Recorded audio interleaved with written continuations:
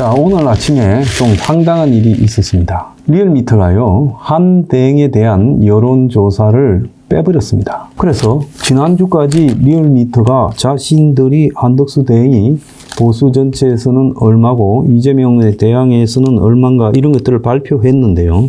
이번 주 들어서 한대행을 조사해서 빼버린 겁니다. 자, 갤럽이 지지난주 2%, 이번 주에 7%라고 하는 그런 형태의 여론 조작도 우스운데 이제 한대행을 여론조사에서 빼서 대중들에게 그냥 사라진 인물처럼 만들겠다 이렇게 하면서 이재명이 혼자서 지금 50.2% 그래서 대선 후보 선호도에서 처음으로 50%를 돌파했다라는 여론을 발표하고 또 3자 대결에서도 54%대다. 양 정당의 격차는 16%가 났다.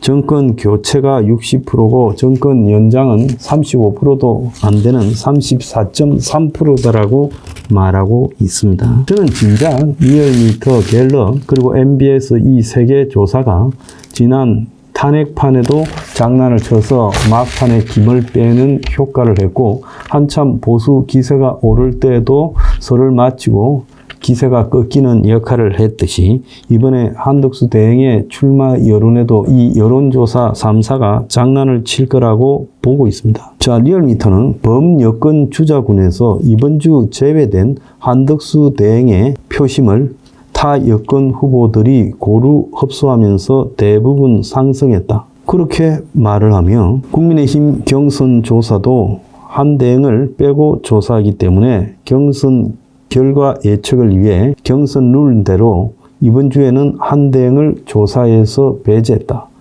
그러니까 국민의힘 조사에서 한대행을 빼기 때문에 국민의힘 경선 결과를 정확하게 예측하기 위해 이번에 한대행을 뺐다라는 말 같지도 않은 소리를 하고 있습니다. 그러면 지난주에는 왜 넣었어요? 다른 회사들이 넣으니까 초조해가지고 넣었다가 이번 주에는 뺐죠. 주말에 몇 개 여론조사가 있었습니다. 전반적으로 지지난주부터 지난주 초반에 올라가는 속도를 늦추는 그런 형태가 반영된 그런 여론조사인데요. 아시아투데이는 한대행이 14%, 김문수 12%, 그리고 한동훈 10% 보수 지지율을 그렇게 발표했고요.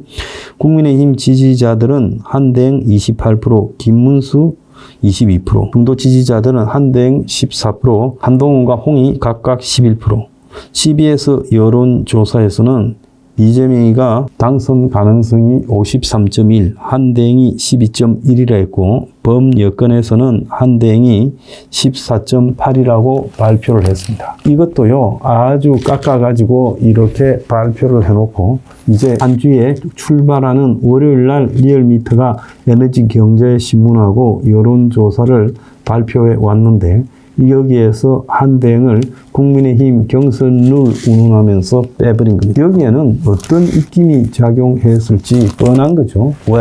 한대행이 계속 지지율이 잡히고 올라가면 한대행에 대한 구여권 지지자들의 결집이 이루어지니까 그 결집을 방해하기 위해서 한대행을 뺀 거 아니겠습니까? 제가 지난주에 MBS의 한대행에 대한 여론조사 결과를 보고 너네들 여론 조작한 거 아니냐? 뭐 샘플을 까봐라.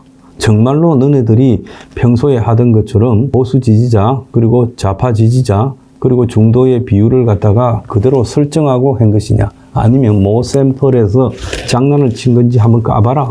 내가 그렇게 말을 했잖아요. 그래서 한대행의 지지가 지지난주까지 굉장히 높아지자 지난주에 이제 민주당이 낸 헌재 가처분에서 인용이 되어서 한대행이 결국은 자기가 임명한 두 헌법재판관이 임명이 못 되게 됐다. 발령 대기 상태다. 그래서 한대행의 대세론이 정지가 되었고 브레이크가 걸렸으며 그래서 한대행이 국민의힘 당내에서도 아니다라는 이야기를 듣고 있다. 그런 보도를 하자마자 한동훈, 홍준표 등이 공격하기 시작했습니다. 한대행을요. 그뿐만 아니죠. 여론조사에도 갑자기 상승폭이 둔화되고 한대행을 국민의힘 후보와 크게 앞서지 않는 그럴 바에야 국민의힘 후보로 가는 게 낫다. 이렇게 이제 여론을 만들려고 장난을 치고 있습니다. 자, 한대행은 지난 20일 영국의 파이낸셜 타임즈와의 이 기자회견에서 대선 출마와 관련해서 아직 결정을 내리지 않았다고 답했습니다. 아직 결정을 내리지 않았단 말은 사실상으로 하겠다는 이야기죠.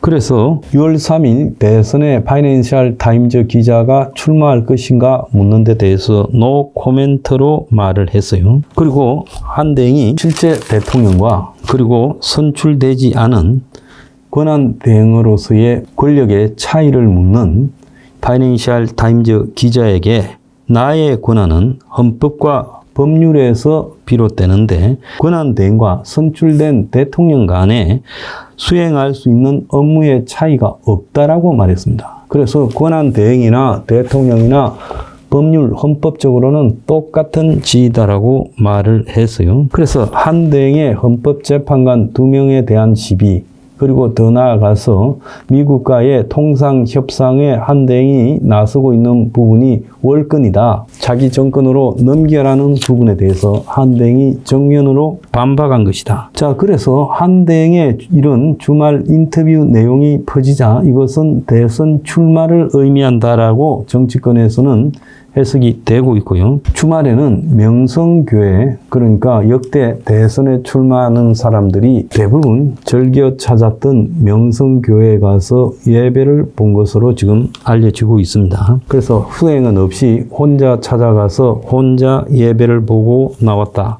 이렇게 이야기가 나오고 있어요. 그래서 민주당의 다각적인 여론 조작과 그리고 언론을 통한 한대행 견제, 그리고 민주당의 한대행에 대한 직접적인 공격하에서 한대행이 자신의 출마를 사실상 밝혔다고 볼 수 있고요. 자, 파이낸셜 타임즈가 자신의 권한과 선출된 대통령의 권한의 차이를 묻는 질문에 대해서 한대행이 발끈했다고 자신들의 보도에서 말을 했어요. 그래서 한대행이 이번 주에 있을 2+2 한국의 4명의 재무 상무 한미 장관들의 회담에서 한대행이 직접 주도권을 가지고 이것을 지휘하고 있고요. 그래서 한대행이 주요한 틀에 대해서는 합의를 해놓고 본인이 대통령에 당선되면 마무리 짓겠다라는 그런 수순으로 가게 될 걸로 예상이 되고 있습니다. 중앙일보는 한덕수의 정치 행보와 트럼프 변수라는 논술형 칼럼을 통해서 조기 대선 출마 가능성을 한대행이 이미 열어뒀다. 그래서 한미 관세 협상에 따라서 매우 한대행의 정치적 입지가 유동적이 될 거다. 이렇게 지금 예측이 되고 있고요. 특히 트럼프가 반중 성향이 매우 강한데 트럼프가 자신의 우방들과 더불어 중국 포위 전략을 구사하는데 한대행의 체면을 세워주는 전략적 묘수를 발휘할 가능성도 있다. 그래서 문재인 정권이 북한이나 중국에 대해서 굴욕적인 태도를 보이고 또 사드 산불 정책에 보듯이 중국 앞에서 빌빌 싸고 중국 가서 혼밥하고 수행한 기자들이 얻어맞는 그래도 말 한마디 못하는 진중 굴욕 정권이라는 비판을 받았는데 최근에 미국을 방문했던 안보 전문가들은 트럼프 정부가 진중 4대 노선에 대한 거부감이 매우 크고 특히 한국에서 정권이 바뀔 때마다 이 문제가 너무 크게 등장하고 있다. 그래서 이재명 정권에 대해서 굉장히 반미 친중 그리고 반일 친북 성향을 띌 거라고 견제하고 있지요. 최근에 보면 이재명이가 그래서 통상안보 타스크포스를 신설하고 여기 단장에 이재명의 숨어있는 외교 책사로 꼽히던 김현종이를 임명했어요. 이자는 주로 좌파 정권 때 중용이 됐죠. 그래서 노무현 때 통상교섭본부장으로 FATA 협상을 주도했고 문재인 때는 통상교섭본부장 국가안보실 2차장을 했지요. 그래서 이재명이가 김현종을 앞세워서 미국과 이제 여러 가지를 뚫어보겠다고 지금 하고 있습니다. 그렇지만은 트럼프 정부가 과거에 한국의 좌파 정권의 친중 노선 그리고 더 나아가서 한국의 좌파 후보의 친중 성향을 매우 경계하고 있기 때문에 외교가에서는 이재명이가 김현종이라는 대미 교섭 통상에 두루 능통한 자를 지금 내세워서 외교안보 책사로 지금 앞세우고 있지만은 미국이 그렇다고 이 이재명을 지금 대선 전에 상대해 줄 가능성이 없고 대선 이후에도 상당히 비토놓을 가능성이 있다는 겁니다. 그래서 한대행이 지금 친미적이고 또 중국이나 이런 데 대해서 거리를 두고 있기 때문에 이런 부분을 트럼프가 전략적으로 파악을 하고 한대행을 미국의 통상협상 파트너로 인정한 걸로 보이고요.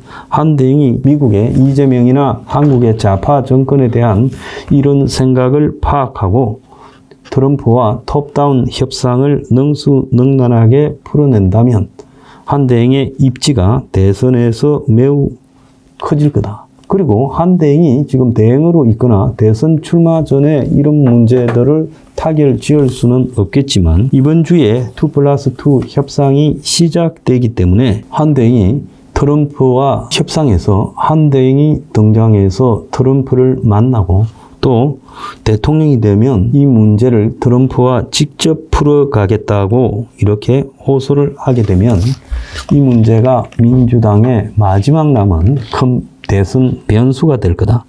그래서 민주당이 이걸 잘 알기 때문에 이재명의 책사 김민석이 지금 한대행을 겨냥해서 대선 출마용 졸속 대미 협상은 안 된다.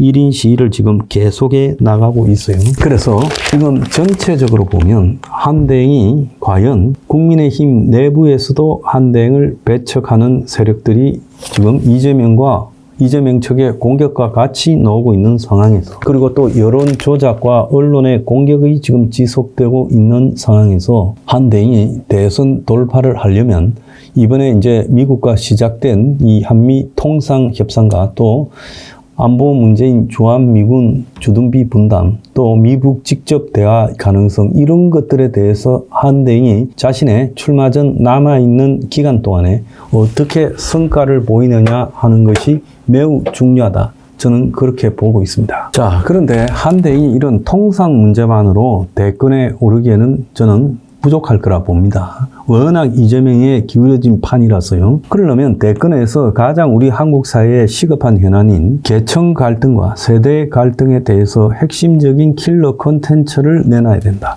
그건 뭐냐?